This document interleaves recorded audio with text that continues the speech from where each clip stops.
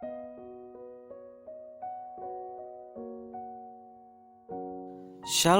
adik-adik, selamat hari Minggu. Gimana kabarnya adik-adik ya? Sehat selalu ya. Jangan kemana-mana ya, tetap di rumah ya adik-adik. Nah adik-adik, sebelum kita mulai ibadah sekolah minggu, Kak Kavin mau ajak adik-adik nih untuk berdoa yuk.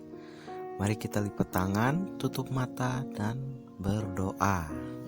Tuhan Yesus, terima kasih atas anugerah-Mu yang telah Engkau berikan kepada kami, sehingga kami bisa kembali ke hadirat-Mu untuk bersekutu dan memuliakan nama-Mu. Sebentar lagi kami akan beribadah ya Tuhan. Biarlah Roh Kudus-Mu bimbing kami dari awal, pertengahan, hingga akhir. Terima kasih Tuhan Yesus. Amin. Adik-adik, ayo mari kita buka Alkitabnya. Kita buka kitab 1 Korintus pasal 4 ayat ke-6 sampai dengan yang ke-13. Judul pelajaran minggu ini adalah anak yang saling mendukung. Nanti Kak Kavin minta orang tua adik-adik untuk membacakannya ya. Oke adik-adik, kita udah baca kitabnya, kita udah tahu judul pelajarannya, yaitu anak yang saling mendukung. Nah sekarang Kak Kavin mau cerita. Tapi sebelumnya Kak Kavin mau nanya, adik-adik pernah gak yang suka iri sama temen? Atau yang tadinya temenan sekarang jadi musuhan? Atau yang tadinya saling menolong sekarang udah tidak lagi?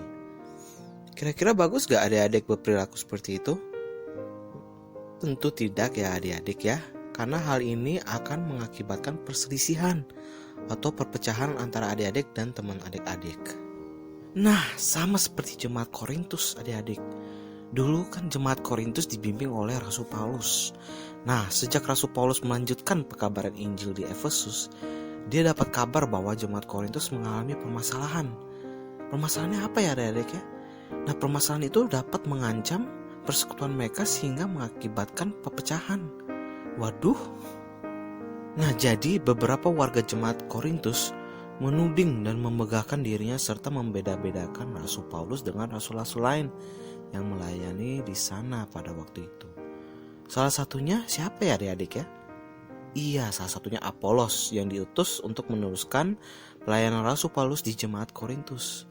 Nah, oleh sebab itu, sebagian warga jemaat Korintus sudah tidak menghargai Rasul Paulus dan mereka menolak Rasul Paulus dalam jemaat mereka. Sedih ya adik-adik ya. Lalu kira-kira apa yang Rasul Paulus lakukan adik-adik? Ya, dia tetap rendah hati dan akhirnya dia menulis surat kepada jemaat Korintus yang berisi nasihat-nasihat dia kepada mereka. Apa aja ya nasihat-nasihatnya ya adik-adik?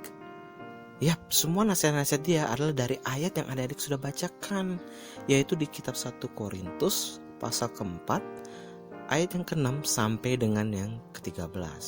Jadi Rasul Paulus menasehati jemaat Korintus untuk tidak pilih kasih dan harus melihat bahwa pelayanan kepada Tuhan dilakukan dengan saling mendukung satu dengan yang lain. Sama halnya dengan adik-adik ya. Adik-adik harus saling mendukung dengan orang tua, saudara, dan teman adik-adik. Setuju adik-adik?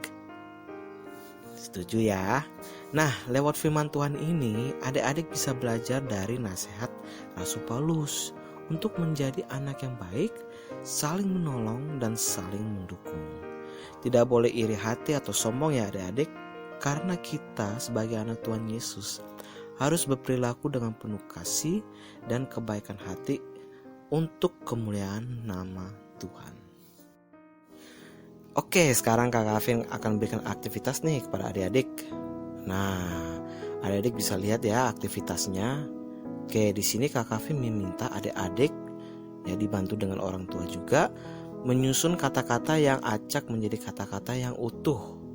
Lalu sambungkannya dengan garis lurus ke kata yang sesuai. Nah di sini Kak Kavin sudah buat nomor 1 sebagai contoh ya adik-adik ya.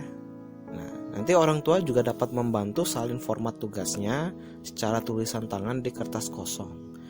Jika sudah selesai adik-adik boleh minta bantuan orang tua untuk foto jawaban bersama adik-adik.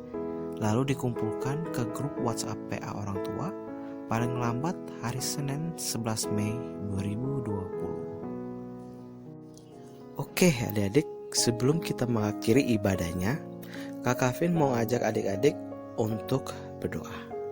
Mari kita satu dalam doa. Tuhan Yesus, terima kasih atas anugerah-Mu di mana kami sudah membaca dan mendengarkan firman-Mu.